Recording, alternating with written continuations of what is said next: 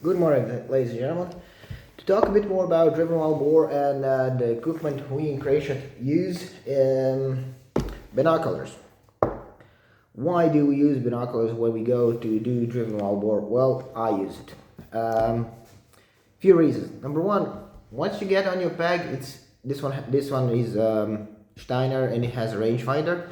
So once you get on a peg, it's very easy to get binoculars up and to measure the distance between you and your fellow hunters. It's easy to measure the distance between you and the guys who are starting to drive the beaters if you see them. So it might come handy. It's not a necessity, but it's a good piece of kit. Why I always carry binoculars? I usually carry a model which is 8 times, not this is 10 times magnification. Why? Well, if you're on one ridge and the beaters or something moves on the other ridge, if it's 100 yards away, it's easier if you have binoculars around your neck like this, just to go up like this and to see what it is, then to grab a rifle, move it. So because your movement, it's just bigger.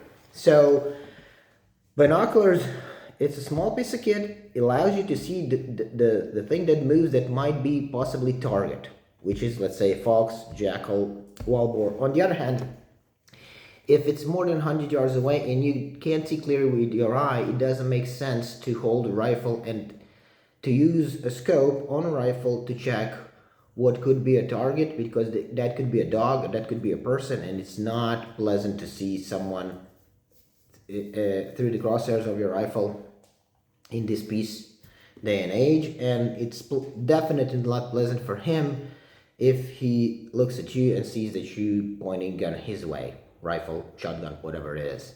So binoculars, yes, and I do try to carry it. I don't carry it always, but great piece of kit, especially if it has rangefinder. I enjoy having it, and on a peg. Plus, if wild boar, you shoot at a wild boar, you connect, it takes off.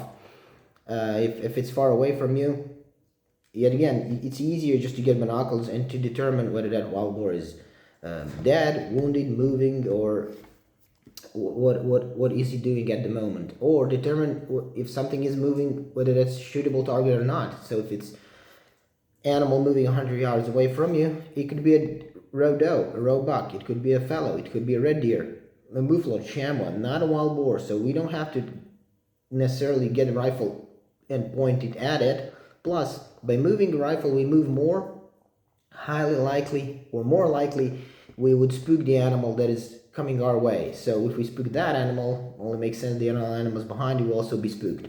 So carrying binoculars to your peg, I definitely recommend it. The smaller it is, the better. The lighter it is, the better. Carry it around your neck, in your pocket, or in your backpack. I do recommend it, and it's a great piece of kit to have it with you on a peg while doing driven wild boar.